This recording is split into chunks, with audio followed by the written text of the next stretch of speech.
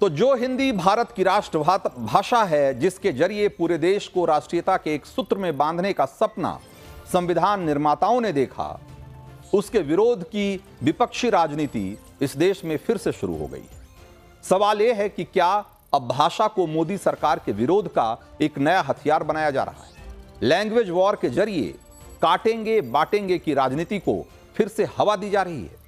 और यह सवाल इसलिए है क्योंकि तमिलनाडु में हिंदी विरोध का अभियान एक बार फिर से छेड़ दिया गया है और जिसके पीछे खुद मुख्यमंत्री स्टालिन हैं, उसकी अगुवाई कर रहे हैं। उसी तरीके से तेलंगाना में सीएम रेवंत रेड्डी ने पहली से लेकर 10वीं क्लास तक तेलुगु को पढ़ाना अनिवार्य कर दिया है। इधर यूपी में देखिए कि विपक्ष के नेता अखिलेश यादव की डिमांड है कि विधानसभा में उर्दू का भी इस्तेमाल हो। और एक और लड़ाई छिड़ रही है, वो है मराठी वर्सेज कन्नड़ की। और इस विवाद में महाराष्ट्र और कर्नाटक की बसों में मारपीट की घटनाएं हो रही है और उसकी तस्वीरें लगातार आ रही है। तो लैंग्वेज वॉर को लेकर कैसे लैंग्वेज वॉर को एक सियासत का नया हथियार बनाया जा रहा है, इसके लिए आपको तमिलनाडु से ही आइए 4 तस्वीरें आपको दिखाता हूं। और तमिलनाडु की सत्ताधारी पार्टी डीएमके आरोप लगा रही है कि मोदी सरकार तमिलनाडु पर हिंदी थोपने की कोशिश कर रही है। ये तमिल भाषा के खिलाफ उनकी एक बड़ी साजिश है। यह बात डीएमके कह रही है। और इसी प्रचार के साथ मदुरई में उन्होंने गेट आउट मोदी के नारे लगाए। जो दूसरी तस्वीर है उसमें त्रिची शहर में डीएमके कार्यकर्ताओं ने सड़कों पर पर्चे बांटे और लोगों से हिंदी का विरोध करने की अपील की। एक तीसरी तस्वीर जिसमें वेल्लोर की है, वो तस्वीर वेल्लोर शहर में लोगों को हिंदी विरोध करने की शपथ दिलाई गई। और चेन्नई में नो हिंदी किस तमिल को एक अभियान के तौर पर चलाया गया, यानी तमिलनाडु में हिंदी की एंट्री मत होने दो। सड़कों पर हिंदी विरोधी स्लोगन लिखकर उसे वायरल लगातार किया जा रहा है और इस तरह की तस्वीरें दिखाई दे रही है वहां। तो डीएमके ने तमिलनाडु में हिंदी भाषा के खिलाफ जो राजनीतिक अभियान छेड़ा है, यह आखिर क्यों छेड़ा, इसका जरा बैकग्राउंड भी समझिए। तमिलनाडु में हिंदी पर हंगामा क्यों है, उसको इस तरीके से समझिए कि 2019 में मोदी सरकार ने नई शिक्षा नीति लागू की और स्कूलों में 3 भाषाओं को पढ़ाने का नियम बनाया।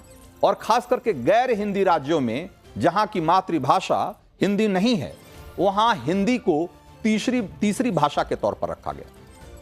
नई शिक्षा नीति को लागू करने के लिए बाकायदा बजट का भी प्रावधान किया गया, लेकिन तमिलनाडु में डीएमके सरकार ने नई शिक्षा नीति को लागू ही नहीं होने दिया। और अगले साल तमिलनाडु में चुनाव होने हैं, तो डीएमके ने इसी नई शिक्षा नीति को विरोध का एक हथियार, औजार बना लिया और यह माहौल बनाने की कोशिश कर रही है कि इसके जरिए केंद्र सरकार तमिलनाडु पर हिंदी को थोप रही है।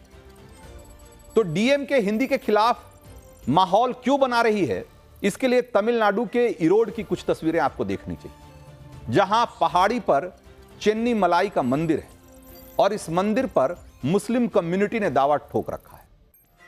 इस पर वो कब्जा करने की साजिश कर रहे हैं। डीएमके ने इस पर मुंह बंद रखा है, लेकिन इसी के बाद हिंदू जब सड़क पर उतर आए और तमिलनाडु में जगह जगह इसका विरोध किया जाने लगा और बीजेपी ने उसके अभियान को समर्थन दिया, उसमें शामिल हुई, तो इस अभियान की हवा निकालने के लिए डीएमके ने उसे हिंदी विरोध का रूप दे दिया। इस अभियान में तमिलनाडु में बीजेपी के पक्ष में हिंदू वोट एकजुट होते दिखाई दे रहे हैं और यही बात डीएमके को डरा रही और उसने हिंदू विरोध को हिंदी विरोध में तब्दील करने की कोशिश की। तो इरोड में हिंदू शक्ति प्रदर्शन की तस्वीर इसी 4 फरवरी की और इसी के बाद हिंदी विरोध के बहाने हिंदू वर्सेस द्रविड़ की लड़ाई छिड़ी गई, जिसका कि एक लंबा इतिहास रहा है।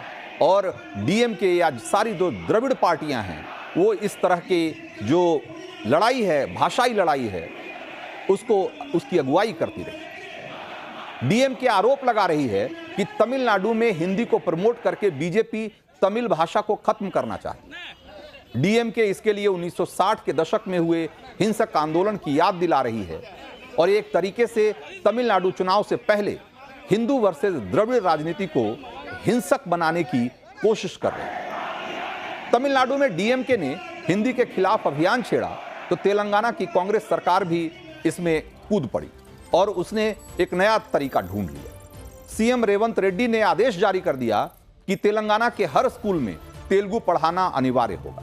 पहली से 10वीं क्लास तक इसे हर हाल में लागू किया जाएगा।